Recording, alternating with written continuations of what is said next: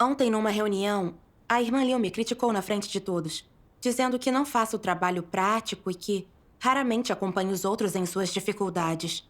O que significa que muitos problemas não são tratados a tempo. E eu não deveria liderar uma equipe.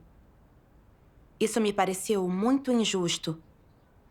Eu sou nova nesse dever e tenho sofrido bastante pressão. A irmã Liu não entende minhas dificuldades, mas me repreendeu daquele jeito. Será que ela iria dificultar as coisas para mim? Eu pensei, você diz que não faça um trabalho bom, mas o seu está livre de problemas? Eu vou expor você quando tiver a chance. Senti que isso não seria correto, mas ainda está me incomodando. Eu passei por algo semelhante recentemente. Eu fui exposta por uma irmã e não consegui aceitar isso de Deus e me submeter à sua obra. Eu até quis atacar aquela irmã. Então, ao ler as palavras de Deus, eu vi que a minha natureza era cruel. Eu realmente me odiei. E me concentrei em praticar a verdade. Aprendi a encarar corretamente a crítica dos outros. Você poderia nos contar mais sobre sua experiência? Certo. Foi no início desse ano, quando eu era uma líder de igreja. E a irmã Wang, uma líder de evangelismo, foi transferida. Um dia, outra irmã me contou que a irmã Wang tinha dito aos outros irmãos que eu tinha comportamentos de uma falsa líder.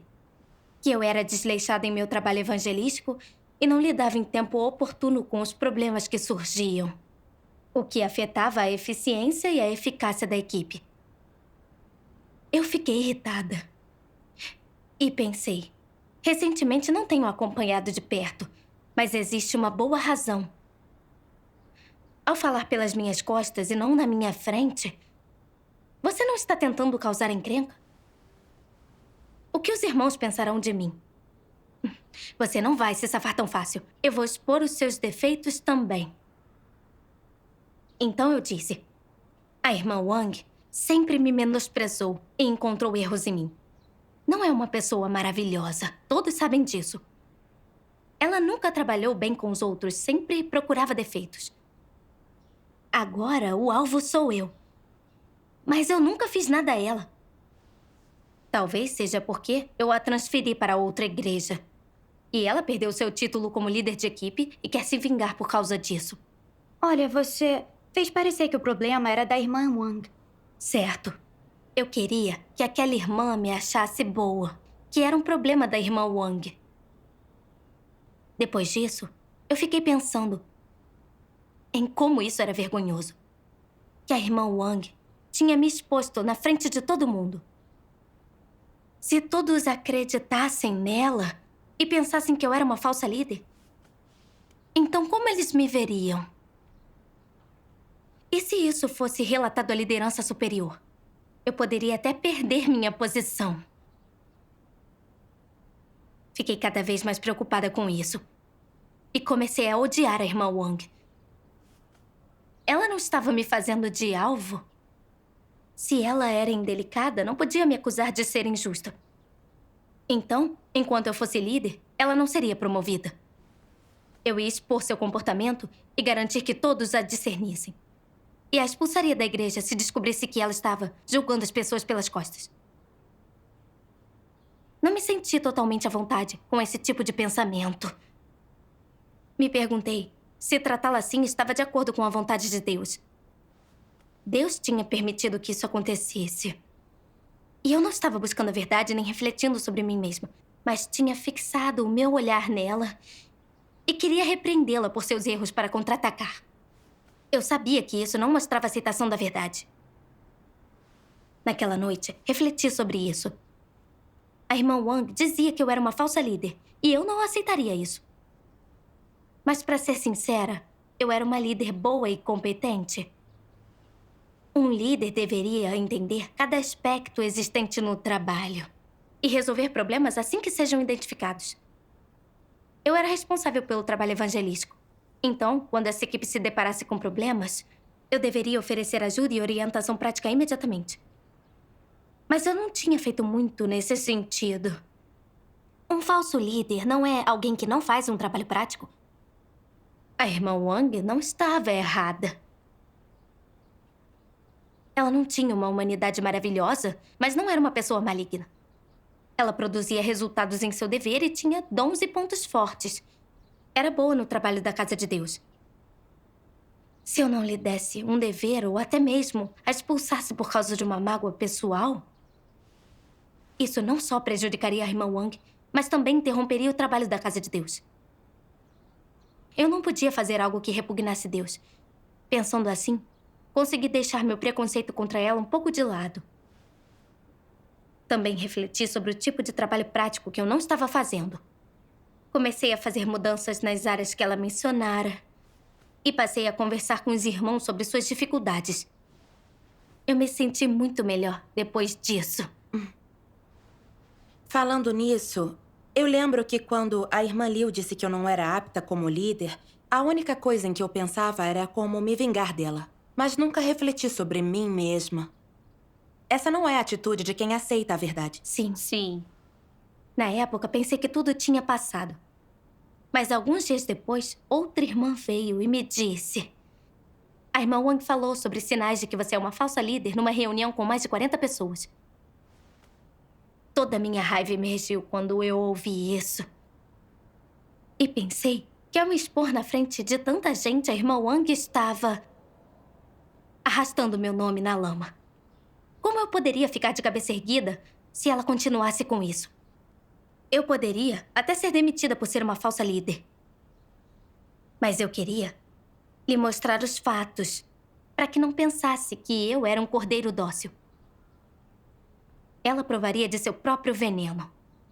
Se ela pretendia me expor na frente de todos e prejudicar minha reputação, eu podia descobrir os erros dela e juntar evidências e encontrar uma chance para expulsá-la. Nos dias seguintes, eu estava sempre nervosa, pensando em como resgatar meu orgulho e dignidade, em como me vingar dela. Eu disse à líder da nova igreja dela que ela não tinha boa humanidade e sempre julgava líderes e obreiros, então deveria ser vigiada. E que não demoraria a demiti-la e expulsá-la se a visse fazendo cena. Depois de dizer tudo isso, me senti um pouco culpada e desconfortável. Eu pensei, o que estou fazendo? Isso não é olho por olho, não é atacar e excluir os outros? Que lição Deus quer que eu aprenda com tudo isso? Então, finalmente, vim para diante de Deus para orar e buscar. Em minha busca, lembrei-me das palavras de Deus que expõem anticristos que excluem todos dos quais discordam. Vamos assistir a um vídeo de leitura dessa passagem. Vamos.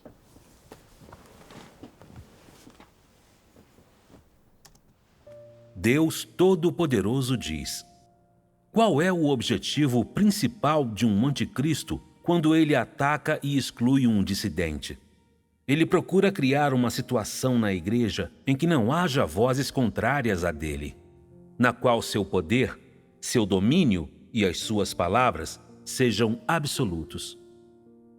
Todos devem ouvi-lo, e se alguém tem uma opinião diferente, deve guardá-la para si e inibi-la imediatamente. Essa é uma técnica utilizada por aqueles que atacam e excluem os dissidentes para consolidar seu status.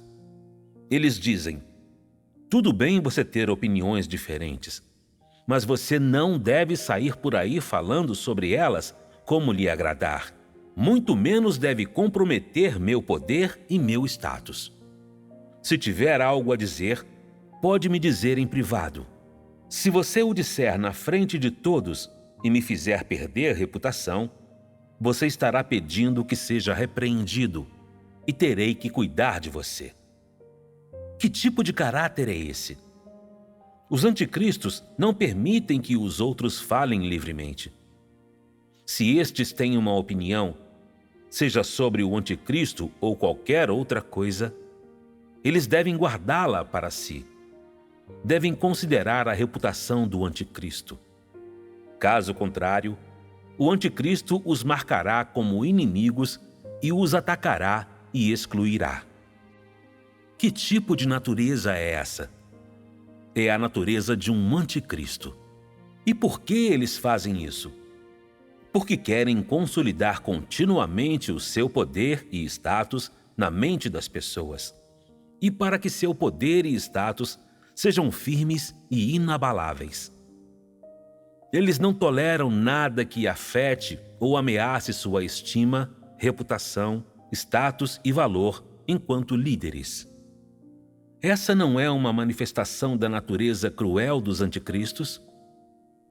Não satisfeitos com o poder que já possuem, eles o consolidam e asseguram e procuram dominação absoluta. Não só querem controlar o comportamento dos outros, mas também seu coração.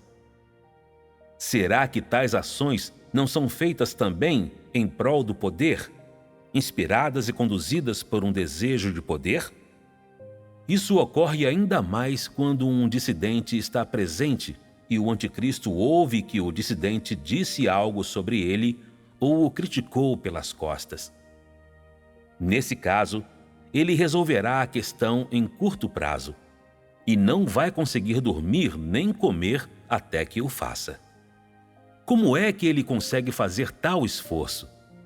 É porque ele sente que seu poder foi ameaçado e que sua reputação, ganho e status foram prejudicados.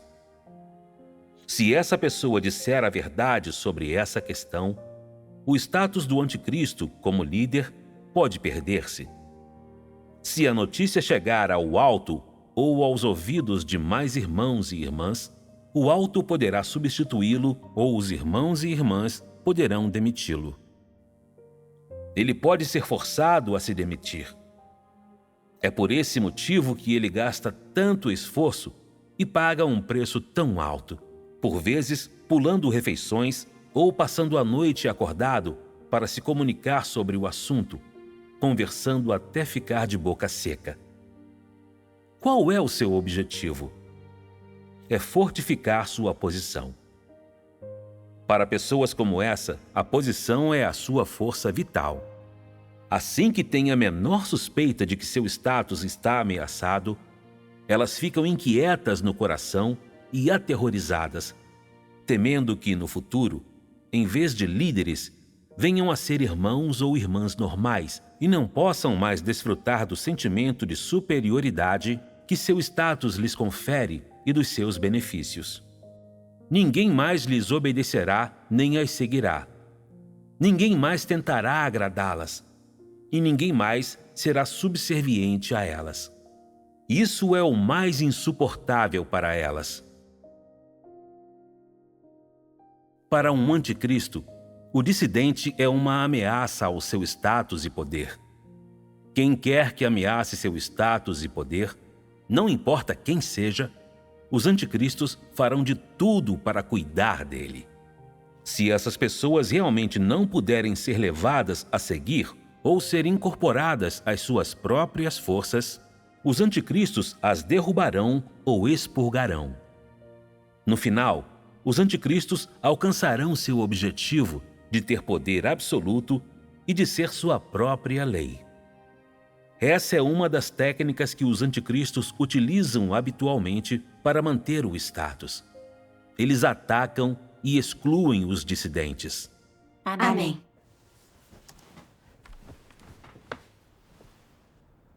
As palavras de Deus foram muito pungentes e me deixaram com medo. Eu não tinha percebido que era capaz de atacar e excluir alguém por causa do meu nome e status. Eu estava cometendo o mal de um anticristo. Quando soube que a irmã Wang tinha dito aos outros que eu não fazia trabalho prático, não aceitei como se isso viesse de Deus, nem refleti sobre mim. Não refleti sobre se era verdade, mas só pensei que ela estava mirando em mim e me julgando pelas costas. Isso feriu meu orgulho. Eu passei a não gostar dela e a guardar uma mágoa. Até quis atacá-la. Então, quando descobri que ela me expusera numa reunião maior, eu a odiei ainda mais. Eu queria salvar meu orgulho e minha posição. Então fiz muito barulho em torno de suas transgressões, para que todos os outros pensassem que ela não tinha uma humanidade boa e a rejeitassem. Até reuni algumas coisas que ela tinha feito e contei à sua líder atual, para que ela fosse expulsa. Eu estava bem ciente de seus dons e pontos fortes e de que cumpria bem o seu dever. E ela era apta para continuar o seu dever. Também sabia que a irmã Wang estava revelando problemas reais meus. Mas isso afetou meu status e reputação. Então comecei a vê-la como dissidente, como inimiga e ameaça ao meu poder. Eu queria me vingar. Vi que eu realmente tinha uma natureza muito cruel. Então pensei nos anticristos que tinham sido expulsos da casa de Deus. Eles não buscavam a verdade. Por isso, assim que alguém ameaçava seu status, eles atacavam. Querendo transformar a igreja em seu reino, querendo governar tudo. Acabaram expulsos por cometerem males demais. Meu comportamento era igual à conduta daqueles anticristos. Agora eu consigo ver que quando a irmã Leon me expôs, eu não só rejeitei isso, mas quis contra-atacar. Esse é realmente o caráter de um anticristo. É sim. Continuei refletindo sobre mim mesma. Sobre por que eu tinha sido uma crente por tantos anos, mas não conseguia me impedir de seguir a senda de um anticristo e de cometer tantas coisas malignas. Então, numa reunião, nós lemos: aqueles que obedecem a Deus com um coração sincero certamente serão ganhos por Deus. Havia uma passagem que me atingiu em meu âmago. E finalmente entendi isso melhor. Vou lê-la. Ótimo. Deus Todo-Poderoso diz: já que você acredita em Deus, então deve pôr fé em todas as palavras de Deus e em toda a sua obra. Ou seja, já que você acredita em Deus, você precisa obedecer-lhe. Se você não conseguir fazer isso, então não importa se você crê em Deus. Se você tem fé há muitos anos, mas nunca lhe obedeceu, nem aceitou todas as suas palavras, mas em vez disso pediu a Deus que se submetesse a você e agisse de acordo com suas noções, então você é a mais rebelde das pessoas e é um incrédulo. Como tais pessoas poderiam obedecer à obra e às palavras de Deus que não se conformam com as noções humanas? A pessoa mais rebelde é aquela que intencionalmente desafia Deus e resiste a Ele. É inimiga de Deus e é o anticristo. Tal pessoa tem constantemente uma atitude hostil em relação à nova obra de Deus. Nunca demonstra a menor intenção de se submeter. E nunca se submeteu ou humilhou a si mesma. Ela se exalta diante dos outros e ela nunca se submete a ninguém. Diante de Deus, ela se considera a mais proficiente em pregar a palavra e a mais hábil em trabalhar com os outros. Não descarta os tesouros já em sua posse, mas os trata como heranças para adoração, para pregar aos outros, e os utiliza para ensinar a esses tolos que a idolatram. Há, de fato, certo número de pessoas assim na igreja. Pode-se dizer que essas pessoas são heróis indomáveis, que permanecem na casa de Deus geração após geração. Elas tomam a pregação da palavra, doutrina, como seu dever mais elevado. Ano após ano, geração após geração, vão vigorosamente impondo seu dever sagrado e inviolável. Ninguém ousa tocá-los, e nenhuma pessoa se atreve a reprová-los abertamente. Elas se tornam reis na casa de Deus, tiranizando os outros de era em era. Esse bando de demônios procura unir esforços e demolir a minha obra. Como posso permitir que esses demônios vivos existam diante de meus olhos? Até aqueles com apenas meia obediência não conseguem caminhar até o fim. Quanto menos esses tiranos sem a menor obediência no coração. A obra de Deus não é facilmente ganha pelo homem. Mesmo que use todas as suas forças, o homem só pode ganhar parte dela, permitindo que seja aperfeiçoado. O que dizer, então, dos filhos do arcanjo que procuram destruir a obra de Deus? Eles não têm ainda menos esperança de serem ganhos por Deus? Amém. Amém.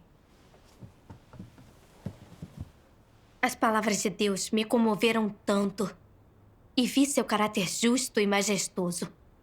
Especialmente esta parte. Ela nunca se submete a ninguém. Ninguém ousa tocá-los. E nenhuma pessoa se atreve a reprová-los abertamente. Elas se tornam reis na casa de Deus, tiranizando os outros de era em era. Esse bando de demônios procura unir esforços e demolir a minha obra. Como posso permitir que esses demônios vivos existam diante de meus olhos? Essa parte me assustou ainda mais. Quando a irmã Wang me expôs como uma falsa líder, reagi com inimizade, desgosto, ressentimento e resistência. De raiva, ataquei-a cruelmente. Nem como líder de igreja eu queria aceitar a verdade e carecia de submissão. Quando alguém revelou meus problemas, quando meu orgulho foi ferido e minha posição ameaçada, eu quis usar todos os meios para impedi-la e me vingar dela, tentando até privá-la do direito de cumprir um dever e expulsá-la da igreja. Minha mentalidade maliciosa não descansaria até que a tivesse arruinado. Eu tinha me tornado um rei na casa de Deus, que ninguém ousava tocar. Em que isso difere dos demônios do Partido Comunista, aqueles ditadores? O seu lema é: obedeça e prospere, resista e pereça. A fim de manter seu governo e consolidar seu poder, o partido oprime, erradica e extermina completamente qualquer um que discorda ou ousa criticar o mal que ele comete. Como nas demonstrações da Praça da Paz Celestial, com as minorias étnicas. E ainda pior, com os crentes, ele nos prende, oprime e persegue. Tantos inocentes perderam suas vidas nas mãos dele. E ele está fadado a ser punido justamente por Deus. Sim. Refleti sobre mim mesma. Fui educada por aqueles demônios comunistas desde pequena. Coisas como: eu reino soberana, obedeça e prospere, resista e pereça. Se você for rude, não me culpe por ser injusto. Olho por olho, dente por dente. Venenos satânicos tinham se enraizado no meu coração e se tornado regras de sobrevivência, tornando-me mais arrogante e cruel. Eu seguia isso e podia cometer o mal, oprimindo e prejudicando os outros. Correto. Estamos cheios de venenos de Satanás. São falácias enganosas que causam tanto mal. Sim. Também refleti sobre as verdades que Deus expressou sobre discernir falsos líderes.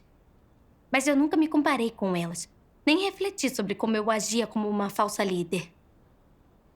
Agora, todos estão aprendendo a verdade e despertando. Assim, alguns expõem e denunciam falsos líderes. Isso é praticar a verdade e proteger o trabalho da igreja. É algo positivo. Sim. Não importa que tipo de pessoa é aquele que me expõe. Se ele me escolheu como alvo, se ele fala na minha cara ou não, contanto que aquilo que diz seja verdade, eu devo aceitar como de Deus. E aceitar, me submeter e aprender uma lição. Isso é aceitar a verdade e se submeter a Deus. Correto. Quanto a mim, me recusei a me submeter e até ataquei aquela que me expôs. Isso não era uma disputa pessoal. Eu estava rejeitando a verdade e resistindo a Deus. Percebendo isso, odiei a mim mesma e fiquei com medo. Rapidamente vim para diante de Deus para orar e me arrepender. Deus, eu estava errada. Quando fui exposta, não refleti sobre mim mesma nem aprendi uma lição. Mas fui atrás dela. Vejo que realmente tem uma natureza muito cruel. Deus, quero me arrepender a Ti. Por favor, guia-me. Amém. E o que você fez depois disso? Eu refleti sobre mim mesma à luz daquilo que a irmã Wang tinha dito sobre mim. E comecei a acompanhar os detalhes no trabalho. Descobri que realmente existiam muitos problemas. Alguns membros novos da equipe de evangelização não estavam familiarizados com as verdades de visões. Por isso, não podiam resolver as dificuldades das pessoas para as quais pregavam. Alguns não entendiam os princípios do trabalho evangelístico. Por isso, pessoas inadequadas eram convertidas. Algumas não entendiam a verdade nem mesmo após receberem muita rega. E algumas não se interessavam pela verdade e foram embora. Era um desperdício enorme de nossos recursos. Numa reunião, Falei dos problemas que tinha encontrado e comunguei sobre os princípios para corrigir as coisas. Os irmãos começaram a fazer planos para se equipar com as verdades das visões. E quando não entendiam ou não conseguiam comunicar algo claramente, nós comungávamos sobre isso juntos. Não demorou e eles adquiriram uma clareza maior sobre as verdades das visões. A equipe teve mais sucesso. Graças a Deus. Percebi que Deus usou a irmã Wang para me expor como falsa líder e apontar que eu não estava fazendo o trabalho prático, para que eu refletisse sobre mim mesma e cumprisse bem o meu dever. Ele estava me protegendo. Sim. Graças a Deus. Lidar corretamente com a crítica de outras pessoas é tão útil para o nosso autoconhecimento e nossos deveres. É sim. Sim. Agora eu entendo que a crítica dos outros não é para procurar defeito e dificultar as coisas para mim de propósito, mas é uma chance que me dão para refletir. Sim. Ser capaz de buscar a verdade para resolver seus problemas quando você é criticada ajudará você a crescer mais rápido na vida e é ser sábio. Correto. Lembrei-me de outra passagem das palavras de Deus. Vou lê-la. Ótimo. Deus opera em cada pessoa. E não importa qual seja seu método, quais pessoas ou coisas ele use em seu serviço, ou que tipo de tom tem suas palavras. Ele só tem um objetivo final: salvar você. E como ele salva você? Ele muda você. Como então você poderia não sofrer um pouco? Você vai ter que sofrer. Esse sofrimento pode envolver muitas coisas.